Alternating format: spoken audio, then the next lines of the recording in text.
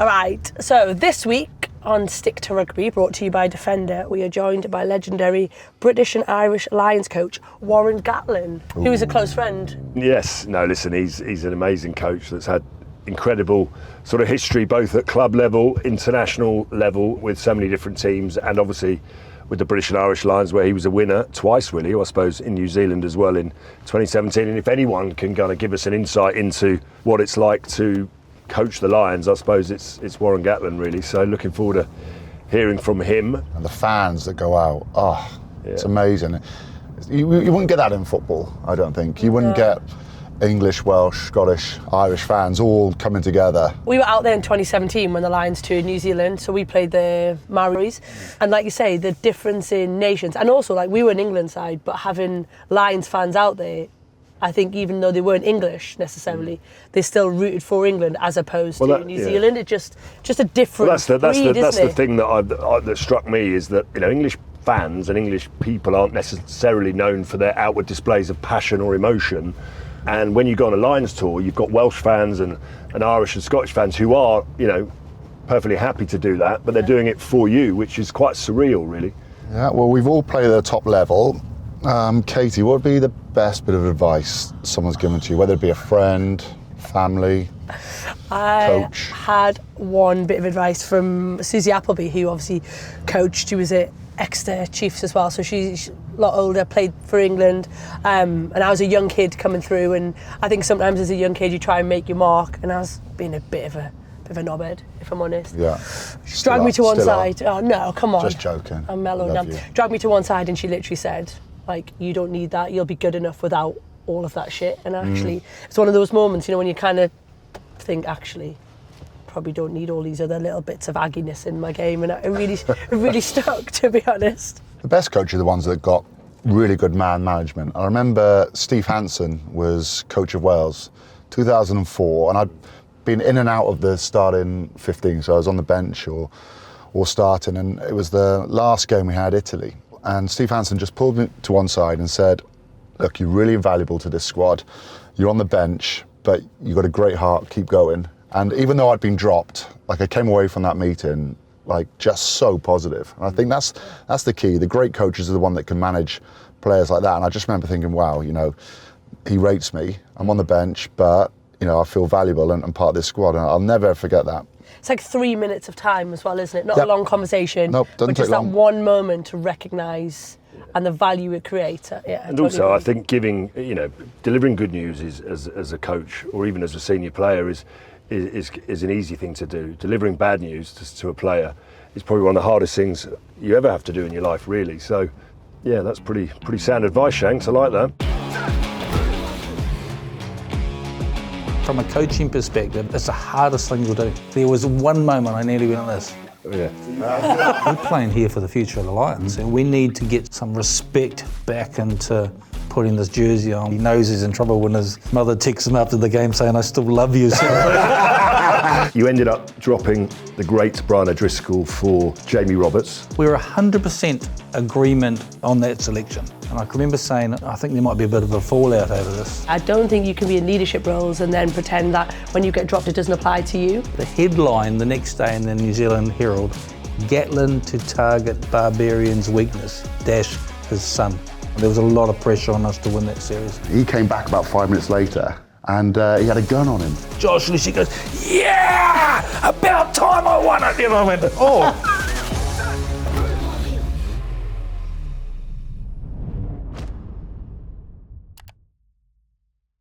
So we always have a delicacy. We've got vegan cupcakes today. Tuck in if you want. So we have a British and Irish Lions feature today. Gats, do you remember some of the early tours where the Lions came to New Zealand? Kind of remember 71 a little bit. You know, as a young kid, because you're kind of indoctrinated in New Zealand. I mean, I didn't realise that.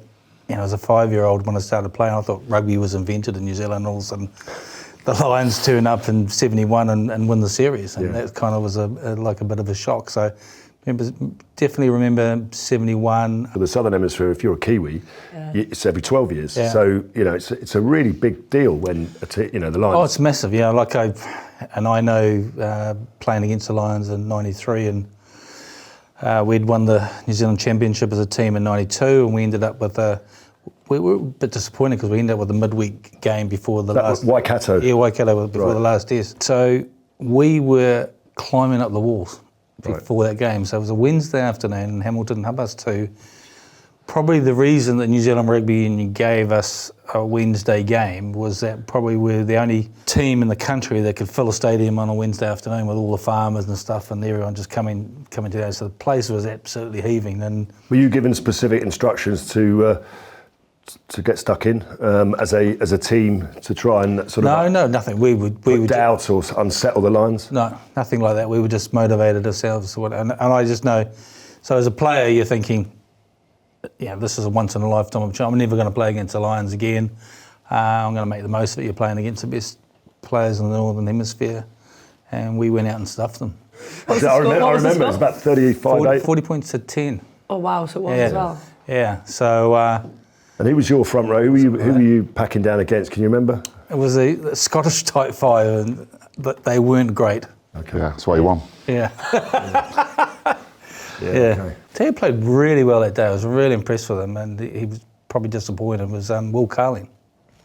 Good try at the end of the game. He played there. And Robert Jones was at 9. I think Stuart Barnes was at 10. Yeah. So that was your play-in against the Lions. Your first actual involvement would have been, as a coach, would have been 2009. Yeah. Obviously, the biggest news prior to the tour was that I was injured and I couldn't make the plane. The word on the street was that I might have been captain, but that didn't happen. But you were assistant coach. You were assistant coach with Ian McGeechan. What are your first memories as a coach?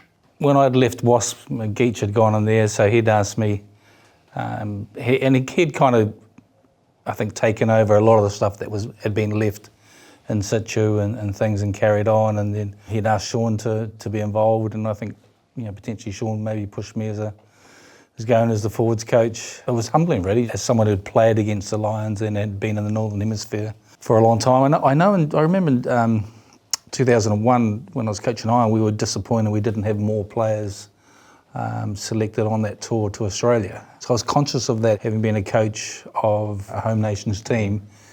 The players, when they come together, it doesn't matter where you come from, you become a team, but there are cultural differences and stuff. And I think the biggest thing that I probably took from Gouge from that there is just how important the team environment was. When I had taken over as a head coach and spoken to a lot of people about different tours, the downfall of past Lions tours was sometimes that there wasn't that integration. It was kind of a them and an us, or a Saturday team and a Wednesday team. Well, certainly from 2005. Because you coached in England at Wasps, you coached the Irish national team, you coached in Wales, you probably had quite a unique insight into the psyche and mentality. Yeah, and it definitely helped. It definitely made had a big difference. And then the first thing is, how do you bring a team together? In a really short period of time, and you've got a couple of weeks in terms of preparation before you play your first game, and it's always good to have a night out. I think that's the quickest way where guys can relax, have a few drinks, get to know each other, and key. In a short pace. And the other thing too, we went back to sort of old values where players are rooming together and rooming with different players from different nations. The Lions tour in 2005, Clive Woodward, I think, would argue that he did get it wrong. And I think, quite genuinely, I think it'd be fair to say that the concept of the Lions was coming under a lot of fire criticism. So really the actual existence of the British and Irish Lions future tours was actually on the line in 2009. Did you feel a little bit of that responsibility? Massively, yeah. And I think Clive will say he got 2005 wrong, but I think in some way he was probably ahead of his time in terms of what he was trying to do and trying to achieve, because when you look at it, it's all about winning the test matches, and the other games are all lead-ups and build-up, and he kind of created two coaching teams, two separate teams, and because he was trying to do everything he could in terms of having the test team, having the best preparation. And I can understand that, because that is a difficult thing when you go on a Lions tour, when you're you're preparing 2 teams a week, and you're trying to keep everyone involved, and so certain things. And that's one of the things that I did when we selected the squad. I said to the players before we went on tour, I said, everybody will get a start in the first 3 games. And if I'm told that as a player, and I'm thinking, if I know I'm going to start in those first 3, as long as I'm fit, I'm going to start in the first, I'm feeling, I've got a chance here. I've got a chance to put myself in the shop window, and if I play well and the team plays well, maybe there's a chance for me to put myself in the frame for a test side. And I think those were the little wee things, and some of those things and experiences from my Did you have time with ideas Gouge. of your test side prior to those 3 games, like, or you think you were leaning towards? Or was it like fresh slate, if these boys go well, who knows? You probably keep that in the back of your mind. You don't want to bring that too much. If you know what I mean, kind of like, yeah, I think they're probably the front runners, and maybe that's a combination, and you mix and match a little bit, but you don't want to start thinking about that too much, because you really want to go and give everyone the best chance and the best opportunity to go out there and put their front foot forward in terms of making the most of it. But in saying that, there's a challenge there, because you're giving everyone a chance, you're giving everyone that opportunity, and then it probably takes away that, with limited game time before the test, you're not building those combinations. But I think from me, I thought the failures of Lions tours haven't been the rugby on the field, it's been what's happening on the field. So if we can get that harmony right off the field, and we can have everyone feeling like they're a part of it, that I've had an opportunity. You're not always going to get it right 100%, but if you can get most of it right, I think you've got a chance.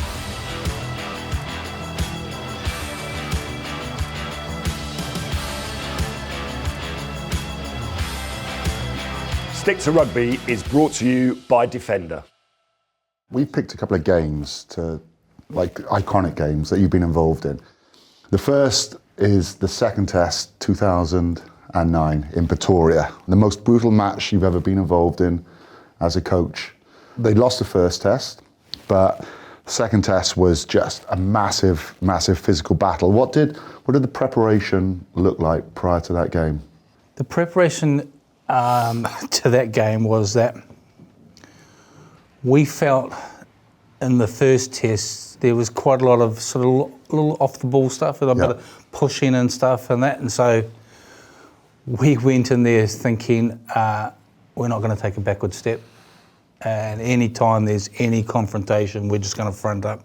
We were trying to keep our discipline, we didn't want to get involved in that sort of stuff, but after the first test, and it didn't seem as the officials had stepped in at all in terms of handling that, so we just said, well, if they're not going to step in, we've got to stand up for ourselves. So that probably added to how the whole game went. And it's interesting because I can remember we had a meeting after the second test when it sort of all kicked off, and the referees spoke, and they were talking, and they were saying, look, this needs to settle down. And the comment I made was, yeah, but you guys let this get out of hand. It should have been sorted out after from the first test before going into the first test. And so we needed to show some togetherness. We needed to show that we weren't prepared to take a backward step and step down from any of that confrontation, any sort of pushing and shoving. Who would lead that in the change room? So who were the players that were the vocal voices? I think everyone sort of took sort of that responsibility. You got someone like Paul O'Connell who's pretty aware of that sort of. There were lots of players who were mindful of just how important that game was, because there was a lot of chat after 2001, 2005 was this going to be the end of the Lions as a concept. I think there was pressure coming from sort of PRL and England clubs. Was it something that should be continued with as as a concept, as the history and stuff? So we kind of knew as part of the coaching team, and we're expressing that to the players, that we're playing here for the future of the Lions, and we need to get some respect back into putting this jersey on. We need to play some good rugby, and we need people to get excited about the Lions again. Yeah. Is it a unique coaching experience? Because let's just be clear, everything on a Lions tour is set up to fail, right? You've got four nations that don't particularly like each other. You end up picking players from those teams. you only get a week if you're lucky to prepare. You go to the other side of the world to play against normally the world champions, or certainly one of the best teams in the world. It used to be with their referees until the test matches, and every player is used to being a number one, used to being picked, you know, and obviously is going to be disappointed with not being number one, and that in itself kind of lends itself to quite a unique environment, doesn't it? It makes it incredibly challenging. You know, when you think about players that have come through, been number one for their clubs, number one for their country, and all of a sudden come in a Lions tour and you're number two or number three. You know, how do you deal with that? So personalities and people, you know, they become having the right people who can take a disappointment can come back from that in terms of going, look, I'm disappointed about selection, but I'm going to front up, I'm going to show you, I'm not going to throw my toys out of the cot. It is a massive challenge. I don't think people realise just how hard it is when you're preparing 2 teams for a week, and the amount of work. It's so hard and draining on coaching staff, the medical teams, the analysts who are there, sort of they're down in the team room at 7 o'clock in the morning, getting everything ready. Probably why Clive Woodward tried to do what he did. Absolutely, and you know, you'd be thinking about you'll have a captain's run, and then after the captain's run, you might have an extra group of players that are staying on because they're playing on the Tuesday or the Wednesday next week. On that Saturday morning, while the team's preparing for that game, you've got say 15 players that are out doing a training session. You try and put everyone on the sort of same thing, and then you got maybe Sunday as a recovery. You haven't got many days off. Proper job, isn't it? You actually got to work really hard. Yeah, and I think and I don't think always people realise it's from a coaching perspective. It's 6 or 8 weeks, 6 weeks. It's the hardest thing you'll do. It is the hardest thing to do, and you come away and then you're thinking, I've loved and I've enjoyed the experience. It's been so rewarding, but it is tough. Do you remember the eye gouging, Schalk? Yeah. Yes, early doors. Yeah, it's like 3 minutes in, wasn't it? Yeah. It would be a red card. 100%. It'd be a life It sentence. was a yellow, but that sort of, in a way, set the tone for that whole game. Yeah, Bryce Lawrence, who was a touch judge. I mean, I've had a few discussions and arguments and debates about this because where I saw it, I thought it was a red card straight away. It should have been a red card. He gets 8 weeks afterwards. It wasn't subtle, was it? No, just definitely not subtle. I mean, he's not that. Schalk's not that sort of player anyway, but he's done that, and I think the language that Bryce learned, that was what I questioned him at the time, because he's seen the incident, and I'm thinking that's 100% a red card, and he said it's at least a yellow card. Yeah. And I think that by saying at least a yellow card is giving the referee that license to give a yellow card. You respond to that. My memories of that were, obviously, I was incensed by the fact that you know, it wasn't a red card. But then you start to get, I mean, your players are, you know, a returning fire, but you start losing player after player to injury, and you're looking round going. So Driscoll, I think it was Rousseau, maybe he hit and sort of concussed himself, and you lost Jamie Robertson as well. Yeah. Yep. So it must have been a complete nightmare for you having to reshuffle, rejig. You lose 2 key players. Yeah, well, there's a big moment in the game, and Sean Edwards is screaming out when Habana scores just before half time. Drico's just had a concussion. He's just He's a tough boy, Driscoll. Yeah, that was a serious hit. Yeah, it was. When I look back on it, we probably, because we've put Ronan Nagara on and then we've moved, we had tried and we'd used Mike Phillips against the Lions. We'd used him at 12 and he actually did really well. And he'd played a lot for the Scarlets. And with all the injuries, and we potentially could have put him in at 12. He finished the 3rd test, didn't he, in the centre? Yes, he did, yeah. But you could have... But we used him, put him on as a replacement in one of the earlier games as well. And we probably should have, in hindsight, put him on at 12. I mean, I know Ronan O'Gara probably still has demons about that in particular, but it was almost an expression of that, you know, we could have easily settled for the draw and taken the test, you know, series on, but we actually went for the win, didn't they? Yeah, I don't know whether he should have kicked the ball out or something like that, but look, it's a rugby incident. You can't, I'm not, you know, Ronan's had a huge amount of criticism for that and stuff and things.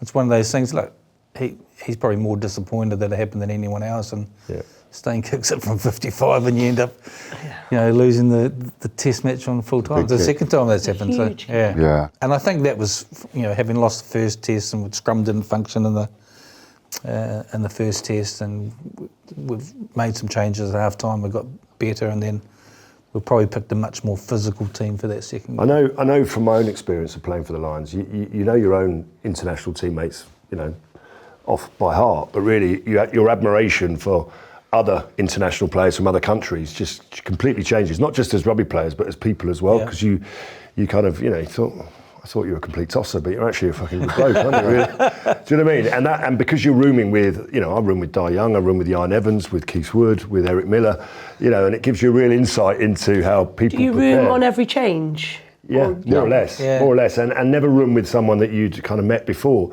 As a coach, you're the Welsh players because you work with them, but does it change your perspective on how you view, temporarily, albeit, and how you admire certain players from other countries? It changes your perspective a little bit.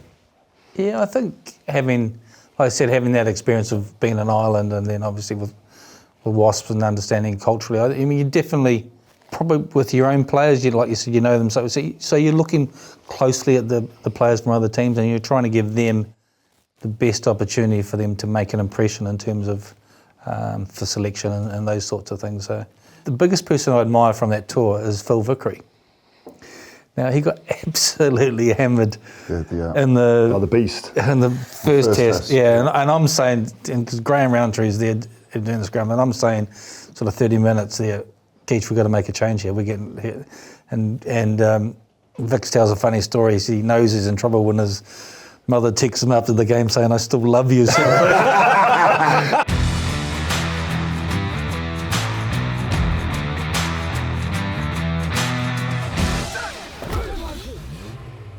Do you think your 2009 tour with, camera phones and everything, was it the last of the old school kind of tours where players could feel a little bit more freedom?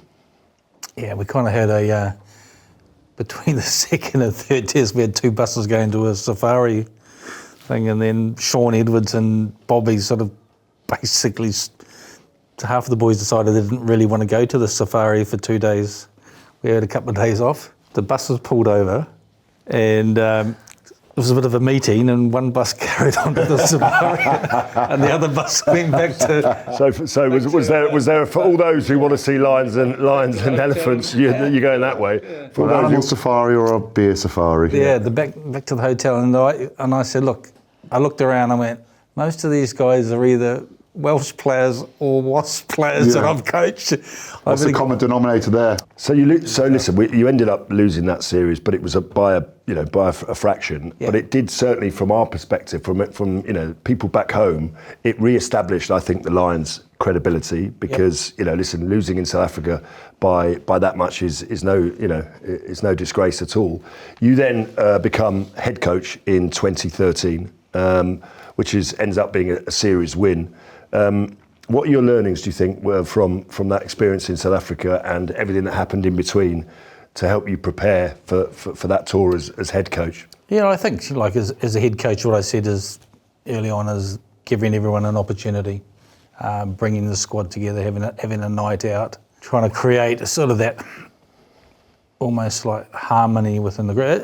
It's not the easiest thing where everyone feels that they're a part of it, but you've got to try and create that. And then going to Australia, I think after 2009, there was a lot of pressure on us to win that series. It was, and a lot of expectation, a lot of expectation we put on ourselves too. Do you think, as you were head coach of Wales, and it's always quite difficult because whatever you think, if your team go well, you're picking lots of Welsh players. If they don't, you're thinking, well, I know these guys inside out, but I can't. Maybe I'm being forced to not pick them.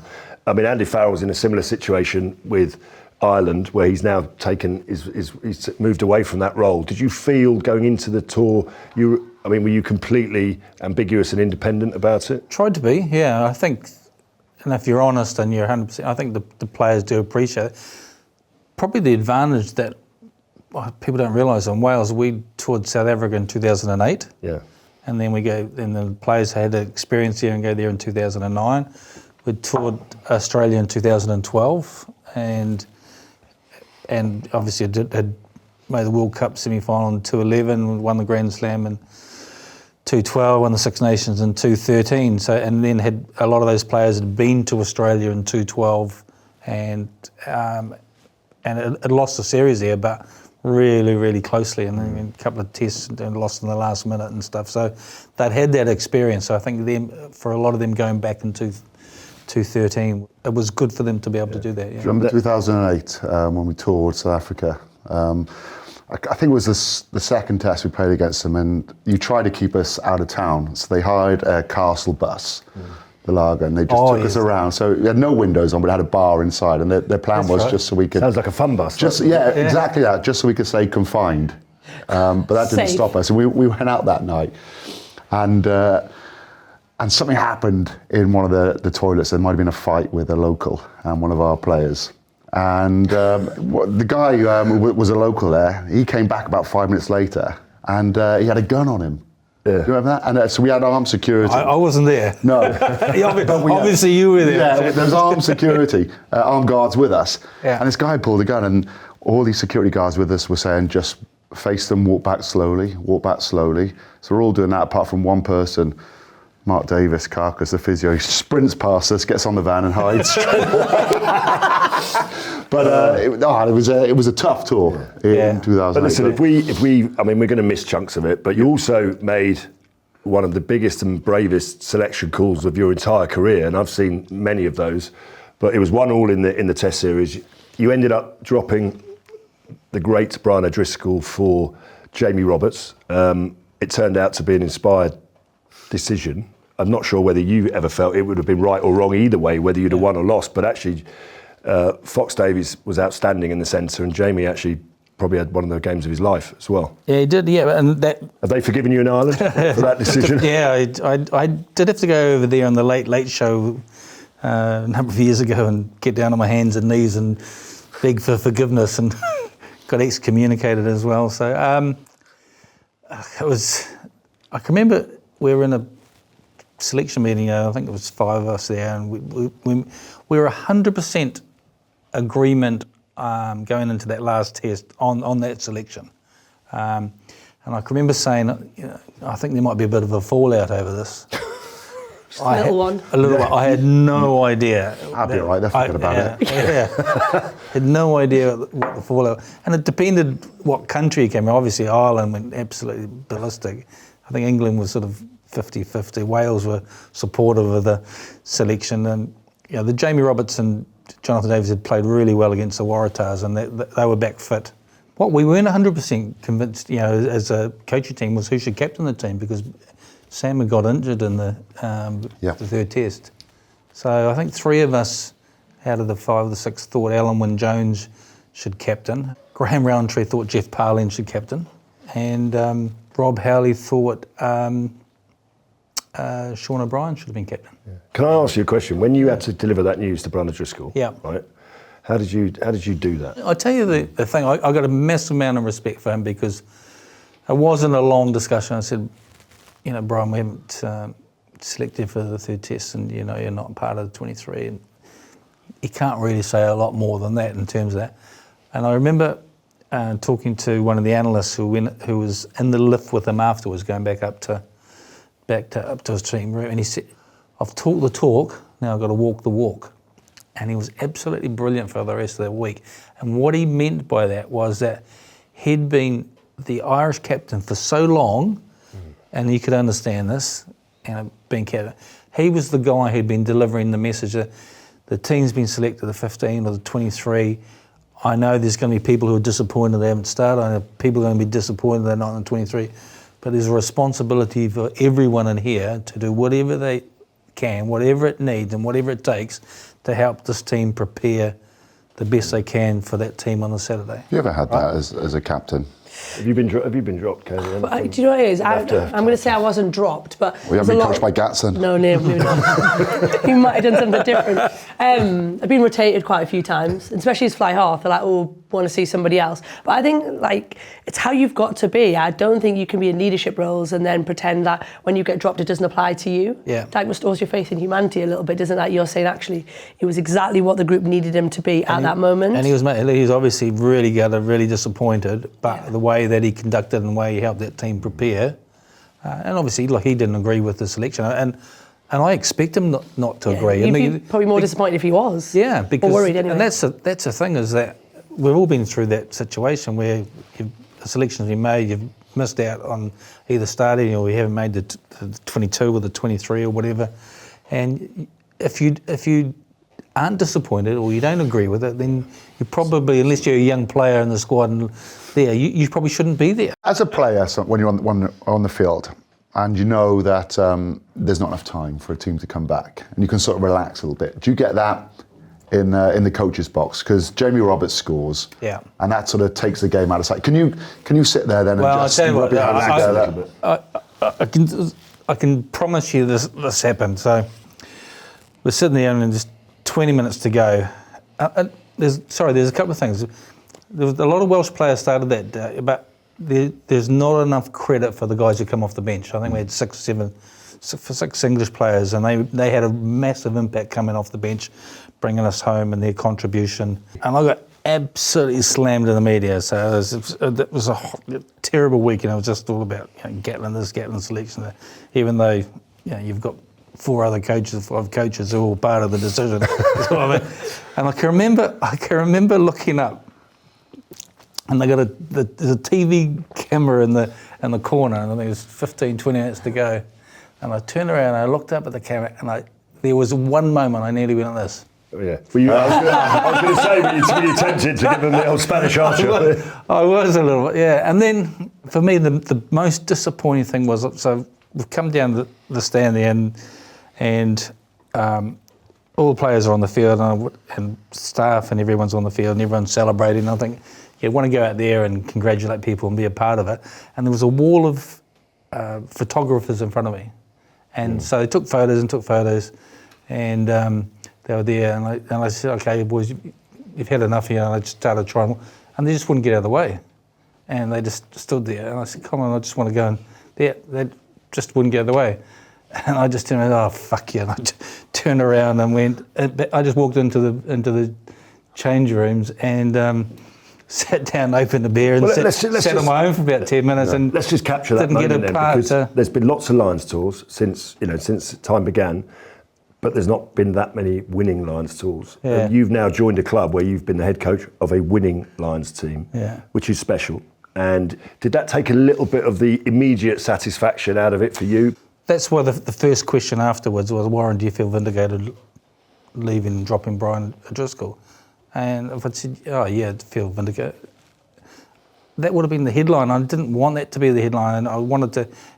He made a massive contribution. He's made a huge contribution to Lions rugby and the game and what he's achieved. And I didn't want that to be sort of a negative sort of aspect about it. So how do you sort of try and move away from that? Because obviously it was massive in terms of what we had done, and the last thing that I knew, I just need to be reflective. No, as coaches, you have a responsibility to select a team, and I always say selection's just a matter of opinion. It is all it is. But it's important to try and not focus on that one aspect. And how do you talk about everyone else's contribution, the team, the players, everyone else who was part of the starting 15, the 23, but more importantly, the rest of the players in the squad and then the staff and everyone else,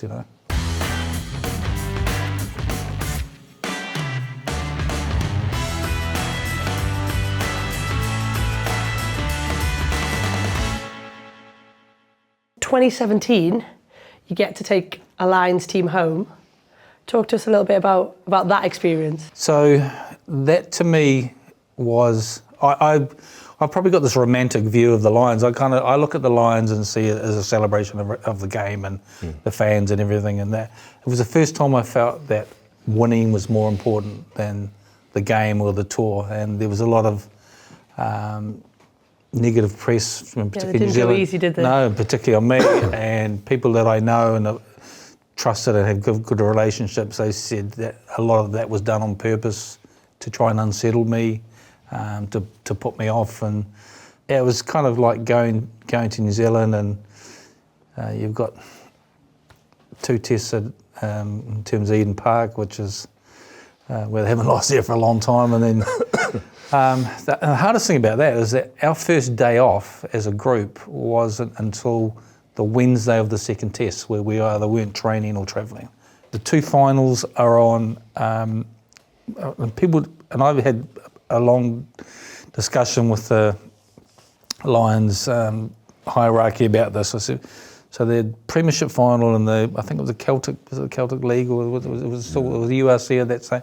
Final was on the Saturday. Players got together on the Sunday. We had a Lions leaving dinner on the Monday. We arrive in New Zealand on the Wednesday, and our first game's on the Saturday. And no international team in the world. That's not player welfare, is it? No, and this is supposed to be the best, preparing one of the best teams, most resources teams in the world. We arrive in New Zealand on the Wednesday, and we're playing our first game against the New Zealand Barbarians, which my son was playing for, from Auckland. So we got to get from Auckland up to Whangarei as well, and doing that. And I'm saying to people in the Lions, if a player picks up an end of career injury potentially in this game, we're going to be liable for this, because they just have not had enough time in terms of recovery, acclimatising, arriving in New Zealand, having travelled all that distance. I say, having been injured twice quite seriously in both Lions tours, you're not liable, by the way, because I was given my boarding pass and told to play. There were a few injuries on that tour, and you called in, I think it was this tour, some of the Welsh players, because they were touring not too far away. Were you surprised? And we could see why you did it, because they were close, it was less travel, you could get them over quicker. Were you a little bit surprised by some of the backlash with that? Yeah, we did the same in Australia in 2013. And some of the English players had to come from Argentina, because they weren't in Buenos Aires. They had to get from wherever they were to Buenos Aires to Australia. And when they arrived there a couple of days before we played the Brumbies, they just weren't in the, they were jet lagged, and so kind of looked at them and went, Wales had been in Australia, maybe the islands, and then I think Tonga or Samoa. But they were in Auckland, see. And then Scotland were in Australia, so it was kind of like, and they call it the Geography 6, and I can understand that in terms of how do you bring in some players, and we said that they didn't start, they were on the bench, and they were only going on for an injury replacement or an HIA or something like that, because you were trying to do the best you could in terms of helping that team prepare for the test matches, to give them the best possible preparation. That's what I talk about, what Clive was potentially trying to do when he was doing 2005, and be interesting. Andy's going to have the same sort of things on this tour, how many players he picks, because there's a balance between picking too many and the group not being tight, and then having too less where players having to double up, and then how do you give the test team the best possible preparation as well. So it was a tough on a couple of those players who came in, because there were some of the other players who kind of didn't recognise them, or weren't that hospitable in terms of greeting them on tour. So that definitely was a bit of a challenge. The New Zealand Herald depicted you as a clown at one point. Yeah. I mean, which is kind of them, right? And then obviously you got your own back wearing a clown nose in a press conference. Was that? Wasn't the first time. The first time they did that clown thing was to Michael Checker. So you weren't even the first? No. Not even original? No. You were a threat to national security, though. You do know that. I saw you in Hong Kong, not long after that Lions tour, and you looked pretty wiped out. And we were talking about the Lions tour in New Zealand, and I thought what you achieved over there was incredible, to be honest, given some of the problems you talked about. But you just said to me, as a coach, I don't think I've ever worked as hard as I've worked on that tour, and fair credit to the players as well. But you also said that the media intensity and scrutiny was just like, you didn't really appreciate how bad it can be. Yeah, well, the very first game, so we're against New Zealand Barbarian. My son's playing, and I saw him the day before, and it was a bit of a media conference. And I was asked by one of the journalists, have you had a chat to Bryn? And I just said, yeah, we didn't talk a lot. I said, we didn't talk a lot about a game. We had a cup of coffee and had a bit of a chat. And I just said, how's the week going? How are things going? He said, good. And I just said, and I said this, and I said, I made a bit of a joke. I said, you might have to make a few tackles tomorrow. The headline the next day in the New Zealand Herald, Gatland to target Barbarian's weakness, dash his son.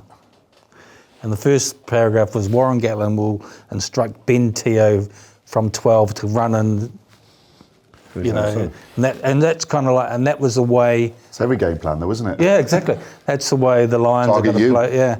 Like a tackle. Yeah. So it was, but the worst thing I ever did, when I look back and I was on a significant win bonus because... There's a surprise. Yeah, a significant win bonus. That's not where I thought this was going. No, I'm telling you. But significant win bonus for winning the series. Because obviously the Lions never thought we were going to win the series. We weren't going to beat the All Blacks in New Zealand. So it's 1-1. And on the Friday, I'd said to my daughter, I said, Gabby, if we win tomorrow, I said, you can go shopping and you can buy whatever you want. So obviously we end up drawing it, and she says to me about 20 minutes something like, Dad, can I go shopping tomorrow? No. So I learned a lesson there. I should have had a bonus for drawing the series. Do you think they were harder on you because you were a Kiwi? I think journalists were given inside information, inside knowledge of what the team was going to be and what the squad was going to be, and I think part of the trade-off was to try and unsettle me and be negative and critical. Because, I mean, you look at the press and they criticise your coaching style. One of them called it Warren Ball, which is... I don't even know what Warren Ball is, and that's kind of like... Well, it's one-out rugby, but it's, it's actually the rugby that you ended up playing, and you found a place for Farrell and Sexton, and the try that Sean O'Brien scored, in my opinion, will go down as one of the greatest tries in Lions history. And I mean, that's not. There's no one-out rugby about that. It was unbelievable. Well, if you go back, and this to me sums up sometimes the press, is that when you look at the stats, and you look at the stats between the two forward packs, so the Lions had twice as almost so many more carries than the All Blacks had. We had more passes in the forward pack, more offloads than the All Blacks had as a forward pack, and the whole of those three tests. Now, when people look at those and you look at that from a New Zealand, you don't mention that. But if we'd lost the series and those stats were the other way around, that would be highlighted. That would be highlighted to say, oh, look, this is typical Northern Hemisphere rugby. The All Blacks had 100 and something passes. The Lions only had 70 passes. The All Blacks had this many offloads. The Lions only did this many. The All Blacks only, had so many, these number of carries. But because it was in favour of the Lions in terms of the forward pack and the numbers, we won't mention that. We won't give the Lions any credit for the forwards and the way they played and the variation that we had in the game. It's going through your head on the final kick-off, the one where it comes off a line, can't remember which player, pops into Ken Owens' hands, who then cradles it, lets it go. Because that was a pivotal moment. Massive, yeah. That's why you picked Sam Warburton as captain, didn't you? Really? But it was though, in a sense, what Sam did and how calm and how just had a little chat with the referee. Accidental offside, wasn't it? Yeah. Are you sure he sort of went up to the referee? Yeah. But the interesting, you go back to kickoff. Kieran Reid's well over the line. Yeah. He's the guy who's in. So you could go back to that. It's always quite hard to ask coaches to pick players out because it's like asking you which is your favourite child, really. But was there anyone that behind the scenes that really helped you? Because it's a tough assignment, that tour for you.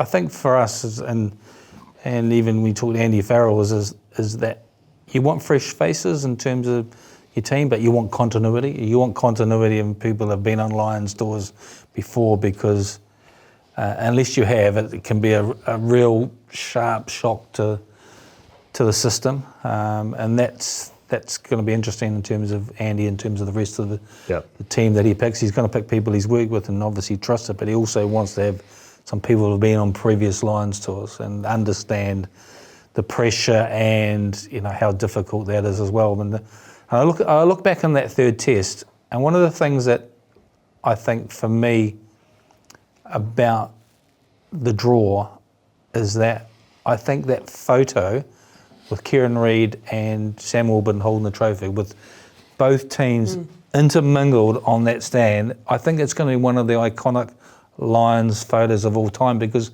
that never would have happened unless it was a drawn series. I mean, Steve Hansen called it, it's a bit like, kissing your sister. Yeah, I mean, as a Kiwi, did you sit down with him and his coaching group afterwards and actually, you shook hands eventually and said, look, probably a fair result? Yeah, I think, look, we had a little bit of luck in the second test. Sonny Bill Williams been sent off, and I thought in that third test we stayed in the fight. Owen Farrell, in terms of his kicking, was immense.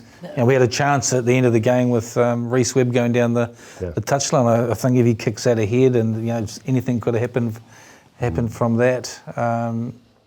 So there were moments, and like I said, that unbelievable try that Sean O'Brien. I mean, Sean O'Brien goes off at the half time, injured. That was Williams started the sidestep, and there's some great handling and things there. Talking of former players that were critical of you as a coach, I mean, you gave him a hell of a chance in that Test series. I've got to be honest with you. Yeah, I'd like to know, when people come out and they criticise you for the way that you play or whatever, but you find me one coach, not one coach, you find me one player that I've ever said that if you're on your goal line, you've got a two-man overlap or a three, I expect you to see that as an opportunity and pass the ball. I don't want you kicking the ball away and stuff. So people, what I have said a lot of times is Test match rugby is tough and it's tight, and it's making sure that when things aren't going right and you're going through different spells, stay in the fight, stay in the arm wrestle, make sure you're in the game. Don't throw the game away by sometimes overplaying or trying things. And those are the sort of messages. It's not about being negative about the way that you're playing, or you've got to kick so many, kick here or there or not. I still expect players to see what's in front of them, to have the confidence and the ability to recognise space, and if it's on, to shift the ball into play, and that's the important thing about the game.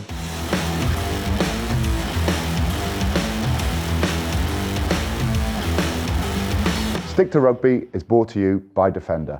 Obviously you had both Johnny, Sexton and Owen Farrell out there. Having both of them, what was that like? Obviously both going on to... Farrell and Sexton. Farrell and Sexton, yeah.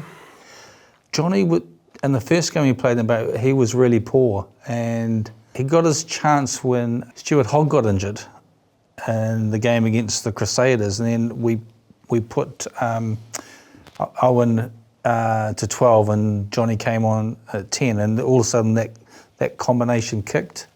It really clicked that day, and so that really became for us.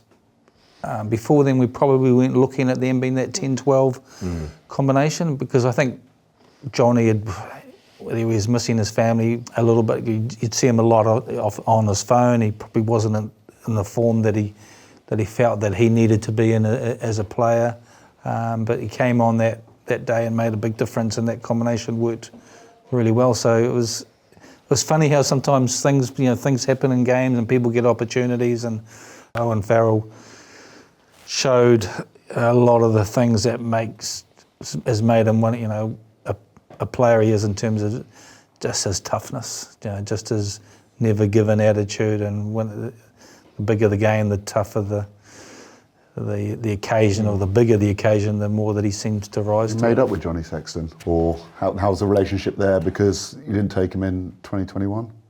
It's tough, isn't it? You've got to make decisions. Yeah, I think so. You're not going to please everyone. Yeah, and I think that was looking at just injuries that he had, and you're going to South Africa and knowing how physical South Africa can be, and then Johnny he was managed well by Ireland and Leinster, and he'd never played more than 3 games in a row over quite a significant period. And even though we didn't initially pick it, I was, in my mind, I got a massive amount of time for Marcus Smith. I think he's got X factor that he can go on to the next level, and I know he's probably in that situation at the moment where he wants to play, and then he's got to find that balance between how do I play at Test match rugby versus the freedom I can have at club rugby. And so there's a part of me was trying to think, how do we find a spot for someone who I think's got an extraordinary amount of talent and can make and change games as well. And you've got someone like Finn Russell as well, and then Dan Bigger, and then, so selection's always tough and challenging, and like I said, it's only a matter of opinion. I've got a few questions for you here, Gats. AOB, please. Yeah, any other business. Best night out with the Lions team? That you can remember. Or say. Normally winning 2-1 in a series, right? I mean, you must have had a hell of a night out in Australia, no? Or does that not? Yeah, the boys had a night. I didn't go out, actually, in Australia with the boys. Lee Halfpenny still had his jersey on the next day coming back in the morning. Oh, nice. Yeah, so, yeah. And he's kind of only does that. He's not someone who goes out. No. But once every now and again, when he goes, it'll be for a long time. So he was celebrating. He was unbelievable on that tour in terms of his goal. When given you've done a lot of celebrating through your career, through your achievements, it's quite hard to pick a good night out, isn't it? Yeah. I mean, Perpignan away probably was a very good night out. Was it more of just of a come down? Like you just emotional high? Yeah, I think so. I Exhausted? can remember the function was in the Sydney Opera House, and Robbie Deans I've known well. You know, obviously, I kind of realised, and he knew, and then we were talking afterwards, that he was going to be in trouble from not having won the Lions tour, so whether his position was going to be in jeopardy. So it was a way kind of celebration. Yeah, it's kind of, yeah. So, and then everyone sort of went out, and I went back to the hotel and just enjoyed just staying in the hotel and having a few drinks there. But yeah, we've definitely had a just enjoy 20 pints in the hotel. Yeah. Favourite Lions match you're involved with? I definitely have to be Australia and that third test. I think it's the performance for me. You draw on rugby experiences, and I can remember, and two things. One, why for me it was special, because in the second test when we lost, I knew we hadn't played as well as we could, and I saw after the game when James Howell was the tears running down his face, the relief of Australia, the emotion that they threw everything at that second test, and I'm thinking, I'm not sure they can bring that same sort of emotion the following week. And I'd experienced that with Wasps. It was Martin Johnson and Neil Back's last game at Welford Road, and I completely underestimated the emotion that would bring to Leicester. And we lost that game comfortably, 43-28 or something, even though the stats were close, and the crowd and the emotion of that last game. Anyway, so we played Northampton the next week. We won the semi-final. We played. Now, we were going like that, and they couldn't reproduce that same sort of emotion that they had at Welford. And we put 40-odd points on them in the final at Twickenham. And to me, it was an experience I'd had as a coach. And then looking at going, I know we haven't played as well as we got. They've thrown everything at us emotionally, and you get that once in a season. If you're lucky, you get 2 games where you're right on the peak of emotion. You can't reproduce that every week. It's 1 or 2 games in a season, and I think we had the emotion the next week, and they weren't able to bring it. Right, serious question though now. So you've done loads of Lions tours, loads of games, but who was the best tourist, or you can have a social secretary? Andy Powell was pretty good, yeah. That's a good one. Yeah. Or Bobby Boucher, Paul Sturgeon. Oh, yeah. Because they're the heartbeat of any team, the head of fitness and conditioning. Yeah. They're the people that have got to find the motivation day in, day out. Yeah, well, the thing with Bobby, he used to have the Bobby Cup. And the Bobby Cup was his, not any of the coaches, but who he thought the man of the match was. And lots of different videos being made. And we used to have the Bobby Cup at Wasp. It was a shitty old little plastic cup. And then at the end of the season, with the awards and that, I remember Sean Edwards and Bobby putting the white gloves off and on and bringing the Bobby Cup out to be presented. I knew it was important because one day, and he goes there and he does this little video and stuff, and he goes, and the winner of this week's Bobby Cup is Josh Lucy. And Josh Lucy goes, yeah, about time I won it. And I went, oh. So I knew, it was kind of like it had its impact in that. So okay, we've got a last question for you. Player that surprised you most on a Lions tour, either by maybe their contribution off the field or contribution on the field? I'll tell you the guy that probably had the most impact on me was Tom Youngs. And the reason I'm saying that was in Australia, and after the second test, and I said to him, look, we haven't selected you for the third test, so you're on the bench. And what he said to me, and we started with Richard Hibbard, and he said that's the right decision. And I was kind of thrown back up, he said, I'm absolutely stuffed. And I said, you're on the bench, can we be okay on the bench? And he said, don't worry about me. He said, I'll give you 100% of what I got when I'm coming off the bench. And I went, wow. First of all, what a great individual and a person that is, but what it means putting on the Lions jersey, but the honesty he had to say how he was feeling and what he was doing. So I'll never forget that from, the conversation we had and the respect I have for. I know he's been through, challenges and stuff. His father was a great player. I think you've won as a player against the Lions. You're an iconic Lions coach. You've actually been on tours and won as a coach. And thank you for sharing those Lions stories with us. Thank you very much. Cheers. Thanks, guys.